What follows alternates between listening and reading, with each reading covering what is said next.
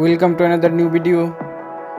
In this video you will see WhatsApp account reboot problem solution. Please follow complete the process.